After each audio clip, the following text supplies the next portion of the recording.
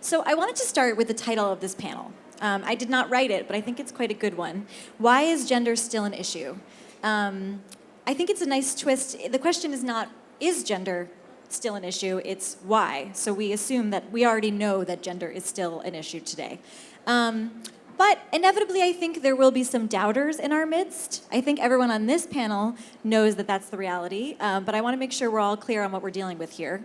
So I wanted to invite Maura to talk a bit about some of the stats that she's collected. So Maura wrote a piece for Art News last year that was very timely and smart and sort of dealt with some of the statistics and data in figuring out where we're at with gender equality in the art world. So Maura, can you give us some of that data and give us a quick sort of whirlwind overview whirlwind tour of what's going on? All right, so hopefully, there we go. So I'm including a few graphs in my talk, and I feel very strongly that counting is a feminist strategy, and that numbers and figures and statistics are imperative for us to begin to realize sort of the inequities as they continue and as they persist. And so what I have up here on the screen is, as you can see, I hope something particularly shocking to you, which is looking at the permanent collection display at MoMA. And how many women artists are included in the 4th and 5th floor galleries. But you can see, when I was working at MoMA in I can't even read that, when did I work there? In the 90s, there were 0. So we're improving slightly, but I think that gives you a sense. What I want to talk about just for a few minutes is just that discrimination against women trickles down into every aspect of the art world. So it's not just gallery representation or permanent exhibition displays like at MoMA, or we're looking at auction price differentials, press coverage, inclusion in biennials and documentas, et cetera. So I'll show you just a couple slides I hope that will kind of assist any of the naysayers who don't think that this continues to be a problem. So what we're looking at now, it's cut off at the top, right? Does it say? I don't know if you can see it, but we're looking at, boy, is there any way to bring that down, or, okay. So I can't even read it. What are we looking at there? Thank you. Okay, so there's the Venice Biennial. So you can see the representation of women artists through the years there. Now we're looking at gallery tally. Actually, can we go back for a second? I just want to point out that in 2013, shockingly, there were only 33% women at the Venice Biennale, 77% men. Massimiliano Gianni curated it. But it's really the art market where I think we begin to see most of the discrepancies. So for instance, if you look at this was an image put forward by Gallery Tally, which is this fabulous project by Nicole Hebron in LA, and it shows here that the overall percentage of women artists in galleries in New York and Los Angeles is 32.2%, which is, quite honestly, I think pretty egregious, and we can talk about that. This is also, I think, a particularly important poster that came out in 2015 by the art collective called Pussy Galore, who redid the Guerrilla Girls poster from 1986. The good news is that there are some galleries listed in the right-hand column, or the right-hand poster, that are doing phenomenal work and really addressing gender equality and gender issues, like PPOW, Sycamore Jenkins, Tracy Williams, Edward Thorpe, Salon 94, and Gallery Lalong. So they need to be noted for the incredible kind of work that they're doing to address this issue. Again, just talking about auction price differentials here, you can see that the highest price paid to date for work by a living woman artist is $7.1 million. But in comparison, we're looking at a Jeff Koons sculpture, and that's priced at $58.4. So you can try to explain that to me. I'm not sure if you can, but that's also an edition of 5. The Jeff Koons, and the Kusama obviously is a unique work of art.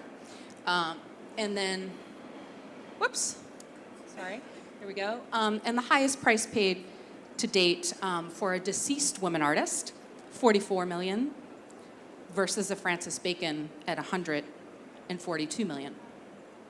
And I'm just going to end, I think, with this slide, also put forward by the Pussy Galore Collective last year, and I think you can read it there. It says, when sexism is no longer fashionable, what will your art collection be worth? And it talks about the Francis Bacon painting. And with that one Francis Bacon acquisition, you could have purchased 2 works by every single one of those women artists. So you would have had a virtual feminist or women artist museum for one painting by Francis Bacon. So I just am going to end with that and leave that up there to remind everybody. Thanks. Thank you, Maura. So that was a nice quick run through and raises a lot of questions, which we will come back to a little bit later. But to just sort of continue asking some individual questions over here, I wanted to talk to Joan briefly. So another thing I thought about the title of this panel is that it implies a frustration and a sense of history, right? Why is this still an issue? We have been talking about this and dealing with this for so long. And so I was wondering, Joan, if you could talk a bit about, I think you've been in this struggle for the longest of the 5 of us. And I'm curious just to hear your thoughts on how this, whether it's how the issue has evolved or how the struggle to fight the issue has evolved, or even just personal experiences and how your place in the art world has evolved over these decades that we've been dealing with sexism. It's a topic that I feel like I don't really even want to talk about, but on the other hand, it's one of these things where I say, don't get me started, because it's both. I feel, as an older artist, I know that there's a glass ceiling. There's no doubt about that. It's really is a white men's art world. On the other hand, when you walk around the fair, you see a lot of amazing work by women. So it's not as if we haven't accomplished a lot, because we really have. I think we've accomplished quite a bit. In the early 70s, I was just reading something that Lucy said, and I said the same thing. I traveled all around the country. I was kind of a token woman painter, and I went to many studios all over the country, and would be in a woman's studio, and she would say, and I would say, oh my God, that's incredible. What we began to see was a new aesthetic. Something that wasn't really recognized. Women were being much more diaristic. They were using a lot of materials. They were doing repetition. There was just a lot going on in those studios. And inevitably, they would say, my teacher doesn't get what I'm doing. And the teacher, of course, was a male teacher. Those were the days when I could not get a job in a university because I was a woman. I began the very first series of women artist shows at Douglas College because there were no women on the faculty and there were no role models. I remember I had Louise Bourgeois, Mary Heilman, Pat Steer, the list goes on. And we had talks afterwards. The first year nobody came. The second year they began to be fuller and fuller. That series is still going on, which I really question. I don't even know if it should be going on anymore, but nobody's asked me about it. Nobody asked my opinion. I feel like there's a lot more equality than there was, but I also hear from young women who are my assistants or friends who really do feel like it's, like they're being discriminated against for one reason or another. I think women carry a lot of baggage that men don't have to carry. A white man doesn't have to carry the baggage of being a mother, having had an abortion, having had a miscarriage, having had a divorce, being gay, being Jewish, being, female, all the things that I am. And I think it's a lot of baggage. And, when Bruce Springsteen sings about his father, nobody calls him a feminist. But if I were to make a painting about my father, they would say, I'm a feminist, and it's a dirty word. And it is a dirty word in a lot of places. Anyway, I could, as I said, I could keep going, but I could also stop. I mean, are there any... in your own career, have there been, moments when you felt a change or, that something had progressed in a certain way from where you started to now in terms of more equality that we have now? I think I'm one of the lucky ones. I really am lucky. And yet I still experience that glass ceiling. I don't know.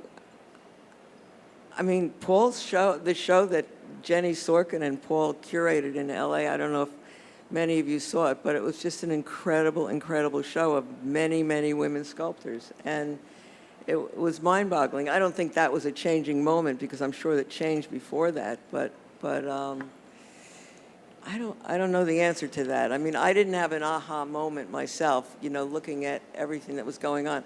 I can tell you that 30 years after that women's show, my daughter and I, and she was 30, 28 or something, curated Regeneration, another women's show at Douglas, and we had 18 women from 18 different countries all over the world. You keep chipping away at it. There's not much else you can do, but I can tell you that the subject does depress me, because I know that the white men are, it's a white man's world. And the art world is not a very generous world. It's not it's not a very giving world. There's a lot of things I could say about it, but don't get me started there either. Now I just want to get you started on a million things. I think, I'm the moderator, but just to interject my opinion for a second, I think part of what you're saying rings really true in that we have a lot more equality, and yet the discrimination still happens. And in some ways it feels like it's not silent, but it's sort of just, it's there and it's kind of unspoken and it just sort of happens, and then you wonder if you're crazy and whether that was real and that was discrimination or if that was just you being passed over for something, which is why I think things like the data are very important to point to something more concrete and say, look, it's not just that I had this experience, but also this is happening on a larger scale. So, Joan, you brought up Paul, the inaugural show at Hauser, Wirth, and Schimmel, so I wanted to talk about that a little bit with Paul. This is not a new trend, but I've just been thinking about it a lot recently. I was actually on a panel about this topic, which is the question of all-women group shows. So there's definitely it's been in the air. There's the Women of Abstract Expressionism at the Denver Art Museum, there's Pathmakers at MAD, and there's, a tradition of that before even these shows. There's a long tradition, WAC and a bunch of other shows. And women organizing their own all-woman shows and then other people organizing them. When I was on this panel about it, the question was, do we still need them, and are they useful in the sense that when you're just getting sort of a survey of some women rather than an in-depth look at one woman's career, how much work can that do in terms of rectifying the canon or, giving someone a place? So I'm curious, Paul, just to hear about the conversation that went into, so I should explain. Revolution in the Making, Abstract Sculpture by Women, 1947 to 2016, was curated by Jenny Sorkin with support from Paul at Hauser, Wirth, and Schimmel. It was their inaugural show in LA. And I would just love to hear about the sort of conversation that went into putting together that show and the decision to take that approach rather than put the women alongside male peers. And just, as an art historian, what you think the sort of pros and cons of that kind of show are. Slight correction. Oh, sorry. It was co-organized by Jenny and myself, and I had the chance to work with Jenny as the chief curator of MoCA when Connie Butler, who I really brought into MoCA to do WAC, it was her major thematic exhibition, and I should say my thinking about doing this exhibition really began to a large degree watching WAC coming to fruition. And I felt it was an extraordinary exhibition. one that absolutely needed to be done. Do you want to quickly explain WAC for people who may not know? WAC was a really comprehensive survey occupying 60,000 square feet of exhibition space. Connie Butler organized it, working with a really large team, and it very specifically focused on the feminist revolution. And I should say, in some ways, one of the big conversations Connie had with herself and with her colleagues was whether there was a place for men in that exhibition. As a curator, I've had a long history of doing complex thematic exhibitions. The first show I ever did back in the 70s in Houston, American Narrative Story Art, had some of those text-based narrative artists that you were talking about. That was very different than the more kind of dry and conceptual artists. And people from Dottie Addy to Laurie Anderson's, and that's just the A's were in there. And whether I was doing an exhibition of the younger generation of New York school artists with Joan Mitchell and Grace Hardigan, or maybe most importantly, the Out of Actions exhibition, which had, because of the nature of so much great work being made by women, performance-based artists, were very well represented. I don't think I would have done this exhibition if two things hadn't kind of lined up.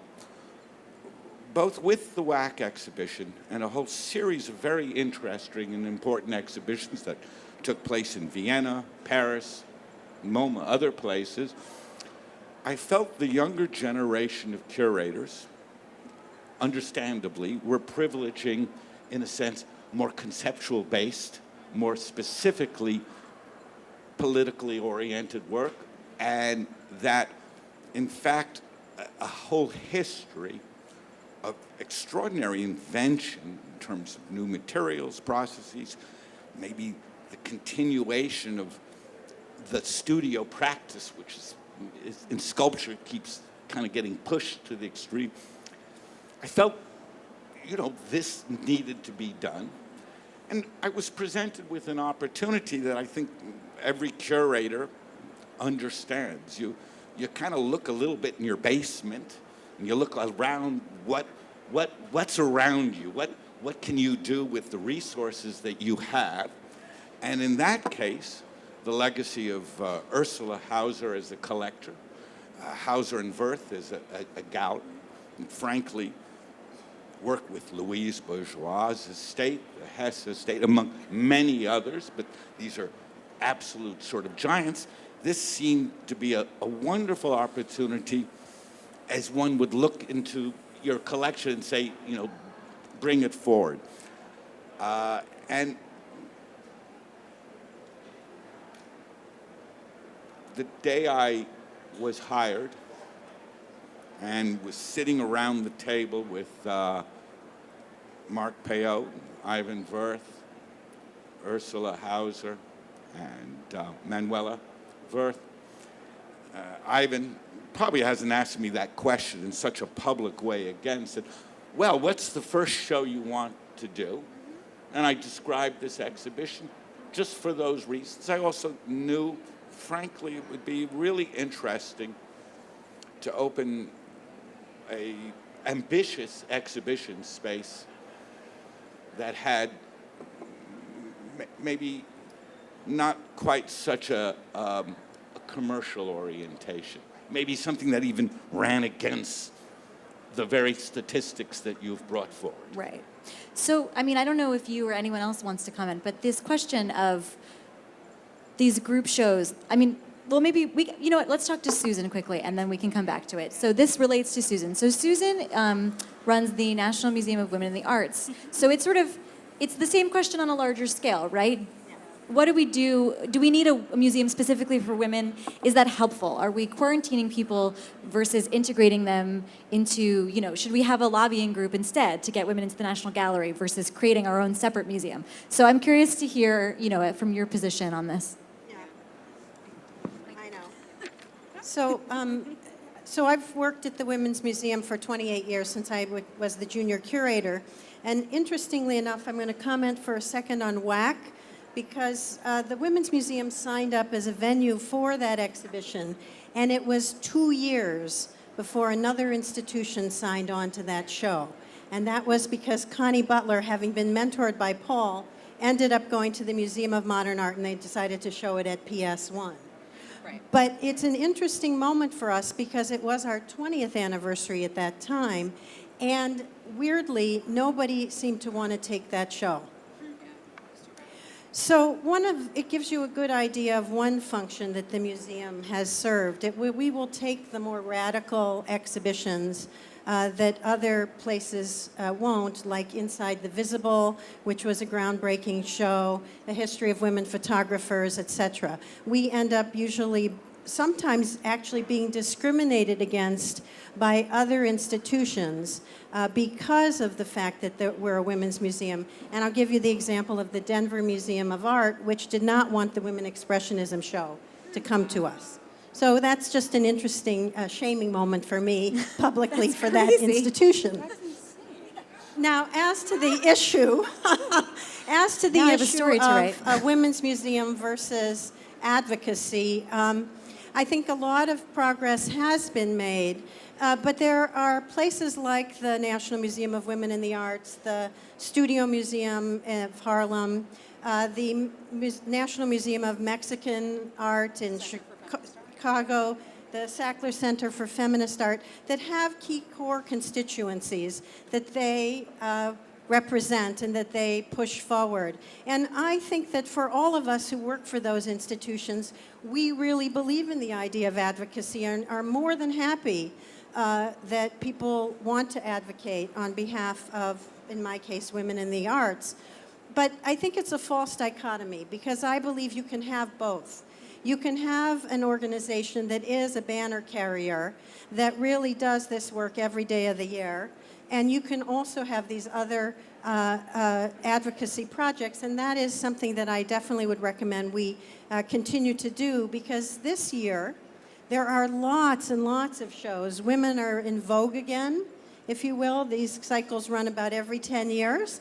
In fact, feminism is in vogue again. If you look at Beyonce and Taylor Swift and Rosanna Arquette and others, we know that feminism is on the uptick too, and that a whole new generation is interpreting it differently. So I think you can have both, but I also am looking forward, in all honesty, to the day when the Women's Museum, which is now very much focused on issues of women, the arts, and social action, or social change, when that also becomes a part of what other institutions will do. Because for us in Washington, situated where we are, having that steady drumbeat of programming that links women to other women in disciplines that are not just the arts, but also relates them to social change, is an important statement in our nation's capital.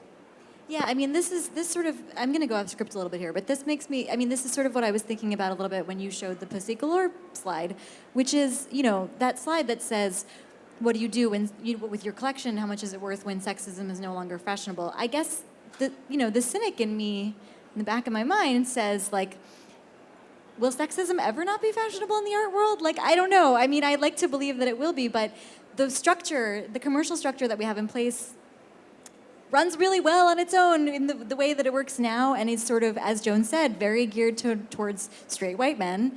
And so, I guess I'm wondering, what does that look like? I mean, do we really see, how do we, there's a great line, I didn't write it down, but in Linda Nochlund's essay, Why Have There Been No Great Women Artists, from 1971, she talks about how people in power are not just going to give up their power, right? Like, that's not what happens. So, in terms of the art world, how does that work? How do we make people who are in these positions of power change their minds or care enough to show, finally give Carolee Schneemann or Lorraine O'Grady their first, major survey show, both of which are long overdue, that kind of thing, How do we make that happen within the structures that we have? Any thoughts on how to solve feminism? Anyone? Well, I just was going to say that I believe so firmly in statistics. So, because I think there are so many non-believers, it's fascinating to me when, you say to someone in the art world, that it's like incredibly sexist. And they're like, no, it's not. Look at Cindy Sherman, Marina Abramovich. And they'll come up with examples of successful women artists. And they're token achievers when you actually look at the figures and you really look closely at the statistics. These are women who have risen above against all odds. To do well. But that is not somehow exemplary of the fact that we've achieved equality. I mean, far from it. And I think that's important. I think it's important the way that we can address it is by constantly reminding, and it's kind of sad, but we do. We have to constantly remind people that it's not equal. And maybe it's a matter of taking these posters and handing them out at this art fair, and saying, like, did you know that the gallery you buy from, Gagosian, shows, has 3 women artists in their stable and, 45 male artists. Doesn't that bother you? I mean, I think this is how we can begin. I think it's the conversation that needs to happen that we be, that really is the only way that we're going to institute change. That's just my opinion.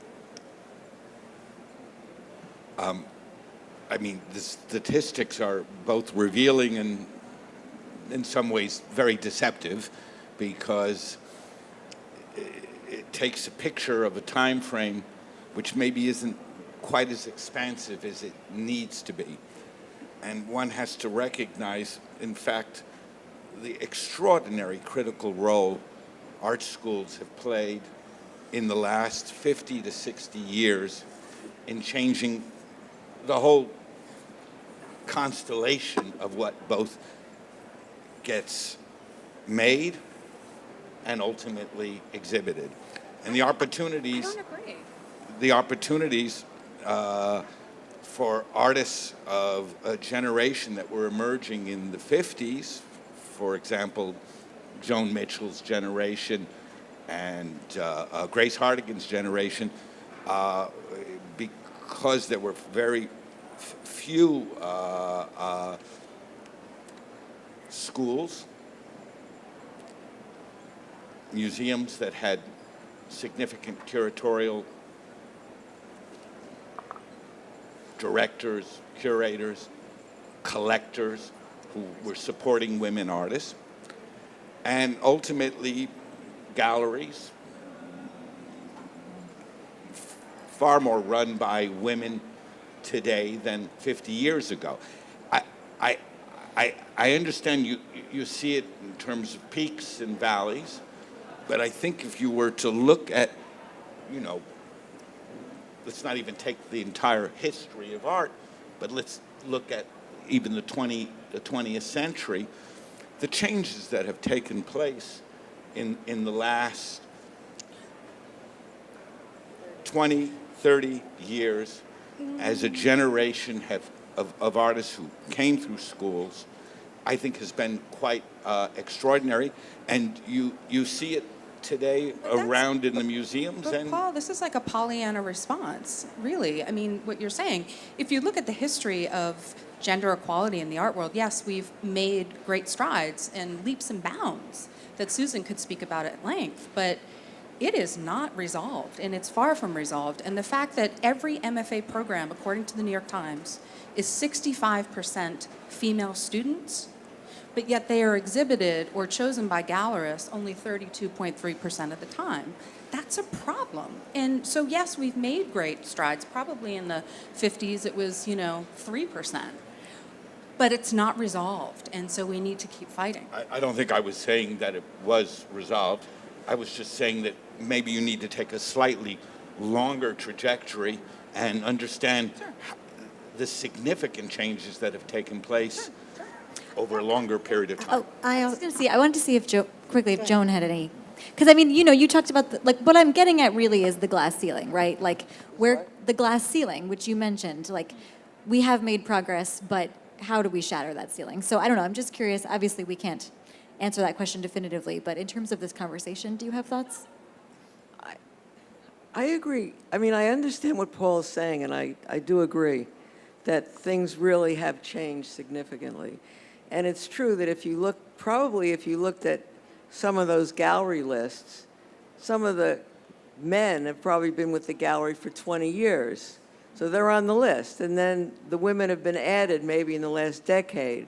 So there might be fewer of them. I mean, I'm not apologizing for Gagosian or any other gallery, but I do understand what you're saying. That I really do think that things have changed. Well,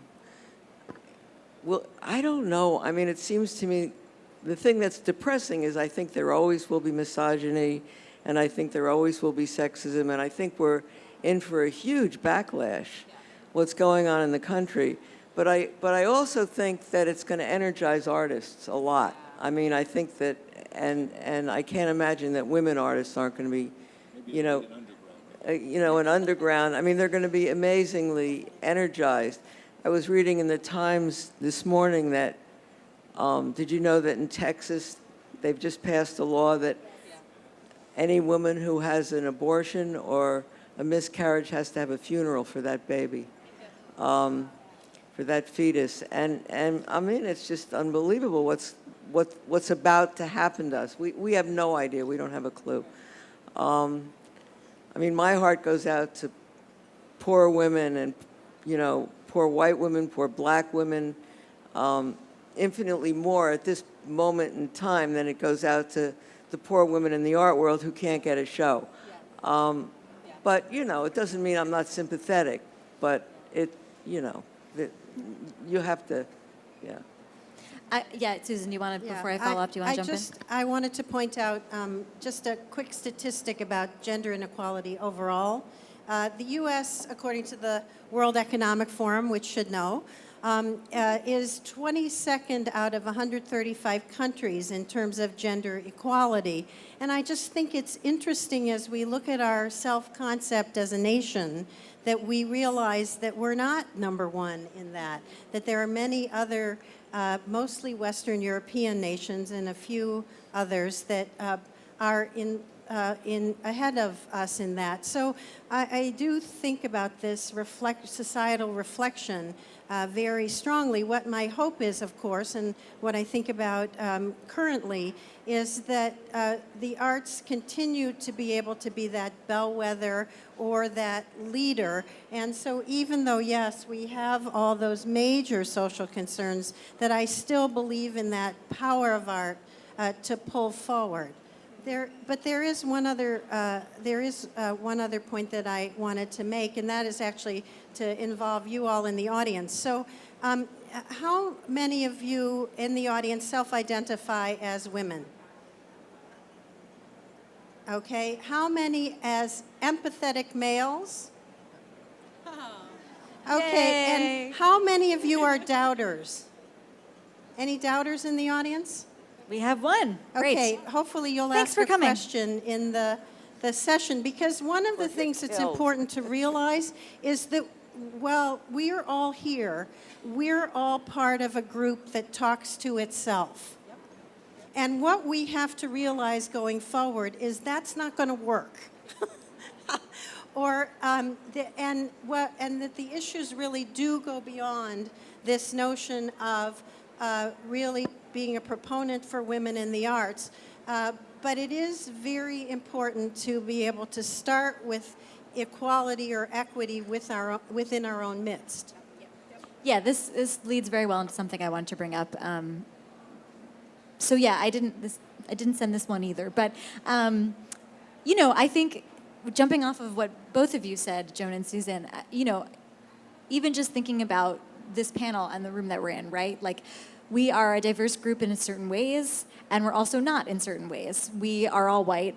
We're not necessarily all straight, let's say. And we come from different backgrounds, and, we have different histories and identities. But I think, we're all in positions of power, right? We're even talking about gender equality at a level that you have to be in a certain place to even get to that level, right? Gallery representation, museums. So I think it's important for us to think about how we take this conversation and this fight, outside of this sort of rarefied realm, right? Like, we're not just trying to, like Joan said, like worry about the women who need gallery shows, but we want people in poor communities to be making art because their voices should be heard, and finding ways to support them. So again, we can't solve this right now, but I'm curious if anyone has thoughts about just, extending the struggle beyond and thinking about the limits of the conversation that we can even have right now in this setting. And bringing in, talking to other people, talking outside of the bubble, and bringing in. Well, I mean, I can just speak as the founding, director of the Sackler Center for Feminist Art, and the idea that Susan just brought up is so imperative. The idea of preaching to the converted. And I think that was always a concern for me, is that the people that would come to the exhibitions there or the public programs were already feminist inclined or feminist identified. So it was sort of like, are we moving the dialogue outside of this room?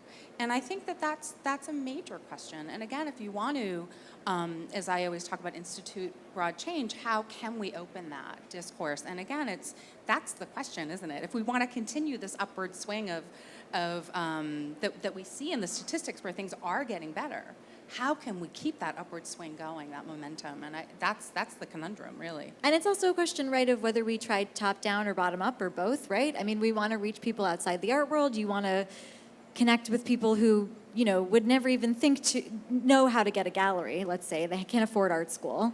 But then you also know that the people in power are, the ones who call a lot of the shots. So how do you reach them as well? Getting, without sounding too Pollyannish, but another one of the extraordinary changes. I'm a New Yorker, but I've worked most of my life in Los Angeles, Texas first, but in Los Angeles.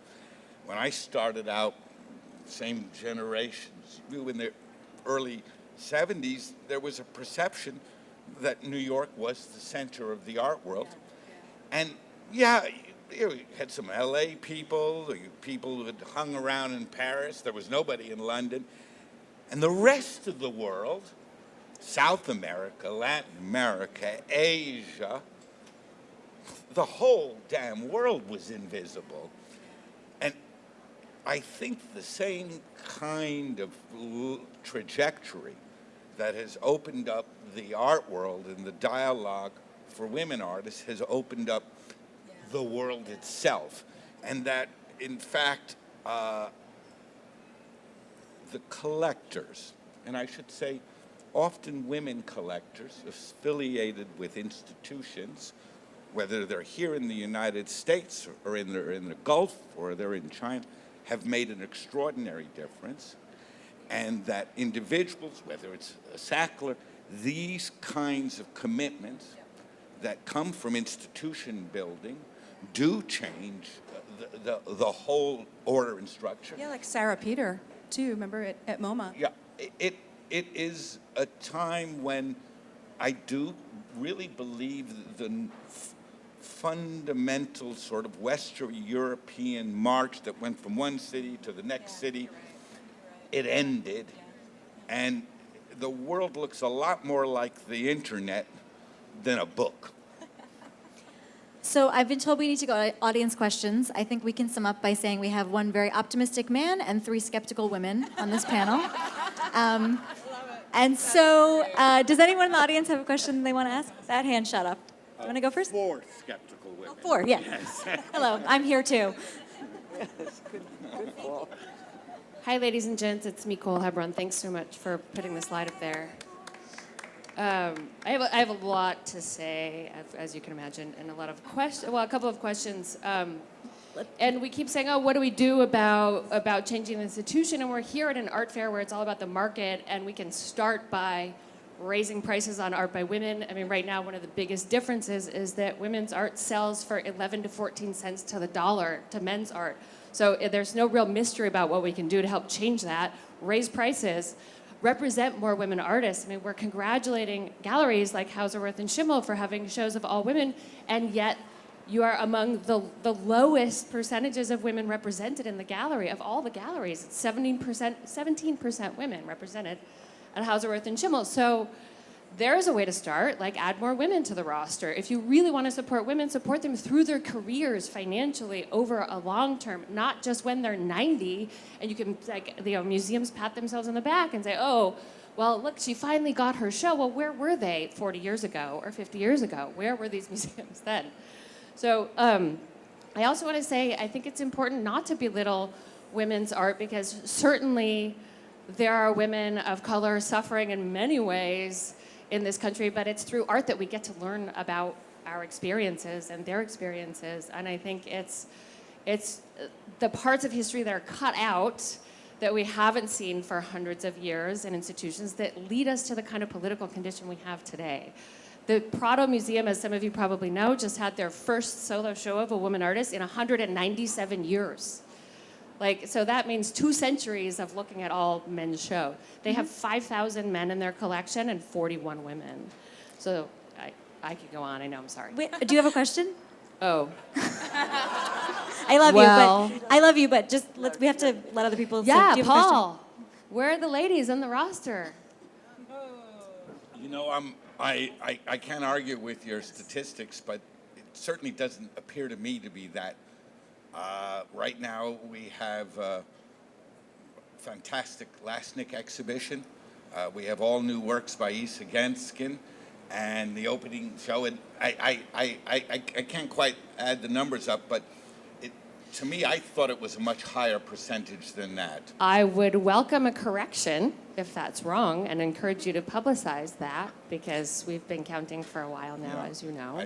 I just wanted to note who is speaking here, who's an extraordinary person, Nicole Hebron, and I would encourage everybody to go to her blog, which is called Gallery Tally, and it is thousands and thousands and thousands of posters made by artists that really look closely at statistics for galleries and look at gender representation and inequality. So thank you, Nicole. Thank you, Nicole. Thank you, Maura. Another question? Let's try this side of the room. Yes, I was wondering if anyone Can you speak up a little? Sorry. I was wondering if anyone knows how many collector female are in comparison to male, and if they tend to collect more, I mean, if you have an example that they collect more female artists. I mean, part of the problem with the art world is the lack of transparency. Yeah. I mean, it's hard to know a lot of things because collectors aren't going to come forward and be counted. So I don't know if anyone has. I do actually know a bit about women collectors. Camille Morino, the curator from the Beaubourg who created Elle, several years ago did a very good article on women who collect women. And I think it's in French, but somehow I remember reading it, so it couldn't be it's in probably a fairly vestigial French. But the most important thing is there were about 12 collectors who were women or couples who collected strictly women artists' work. What I really think is much more interesting, and I see as a major phenomenon, are the number of collectors who collect lots of women. Yeah. And I'm sort of the hopeful skeptic, if you will, because I really believe that we'll see this shift, this move over to seeing many more women artists' work in museums as that collector base either begins to give or creates their foundations with their works on view in a museum-like setting. So I'm actually looking at a lot of change, and I think the awareness of collectors that they can purchase a certain number of women. Even Holland Cotter pointed that out in an article some years ago related to Munch's Scream, that if you collected women artists, you could buy a lot of women for the one Munch Scream. So I think that people are paying attention to that. And just like when my founder, Wilhelmina Holiday, started, she knew women were a bargain. She also knew that they were invisible. And you put that together with her husband, Wally, who was the one who actually noticed the problem and said, well, why don't we collect women, always looking to make the best value. That's how the Women's Museum got started. I feel like I see Joan ready to speak. What? You look like you want to talk. No, I was just saying I'm still trying to get into the Sackler collection. Wow. And it doesn't bother me as much as it bothers Maggie. But yeah, I mean, I am not, and I live 4 blocks away. Yep. I think there's, you know, I could deliver. I do think sometimes, to me, on the flip side, I think there's the phenomenon of women, whether they're collectors or in other positions of power, who actively don't help other women. And that, I think, can also be, that's the most upsetting that's bit. one of the most upsetting things I encounter a lot. You know, if you took the women out of the museums of modern and contemporary art in this country, there would be no MoMA, no Whitney, no Houston, no all over. All of the institutions were started by women, none of whom particularly collected women artists. It has taken 2 or 3 generations, the grandchildren of some of these, for these inheritors of this responsibility to start really focusing in on what they could do and contribute. And I do think what you're saying is absolutely true. The collections that are being made today, both by women and men, are going to really change the nature of public institutions, Right. which has an obvious impact on the commercial market too. Right, but we have to also recognize the elephant in the room is diversity. And we all can see that here. Yeah. Oh, absolutely. Okay, another question. I have a question. Oh, there's Hi. someone who already has a mic. Yeah, they handed it to me. I didn't steal it from them. Hi, my name is Hope Walswang, and I'm the director of the Norton Museum in West Palm Beach. And I guess my question is, or my challenge to all of us is, as Paul's pointed out, there have been an enormous number of women in the field. I'm talking about museums now, and our tremendous responsibility to show and buy women. If we're going to get past the Prado problem, we must buy so that future generations have a sensibility that has an equality, not obviously just of white women, but of women of color and of diversity of experience. And I think it behooves all of us to be honest about our own practice. And I'd love to hear you comment about it, because it has taken in our institution massive change to change that. I just want to say I had a call from the Wall Street Journal last year, and they said to me, do you realize virtually all the shows you've done this year are on women? And I said to them, would you ask that? Would you say that to me if they had all been shows by men? So let's talk about our responsibility. I'd love to hear, because many of you have been leaders. It's a great question. Yeah. Who wants to start? Personal responsibility. I'm happy to, but I'm not on the panel. I'm the moderator. Oh, yeah. I mean, I can say personally, this is something I think about a lot and struggle with all the time. I try to write about women's shows. I try to bring on women writers at Hyperallergic, because that's really important to me. Again, talking about, nurturing people's careers, trying to mentor other women writers, and elevate the voices of basically, anyone who's not a white guy. But it's also as a publication that's tied to the same system that we're in right now, it's also tricky, right? A museum has to mount a show for me to review it. So that's where I get stuck. Because if they're not showing women's work, then where do I go? So that's when I'm looking for shows that are much more off the radar, maybe someone showing, a new artist in their living room in Brooklyn, and I try to cover that as well, and not just the top level. Right. Anyone else? Personal responsibility? Well, I think one of the things that is both a liability for the Women's Museum, but also a point of pride, is that, like what Paul was saying earlier, we really do a lot of exhibitions that are thematic. What that does for us from the publicity point of view is it really is hard for us to get coverage, because everybody really wants to do the coverage on the Louise Bourgeois show or on Cindy Sherman, with names that have been thrown out here.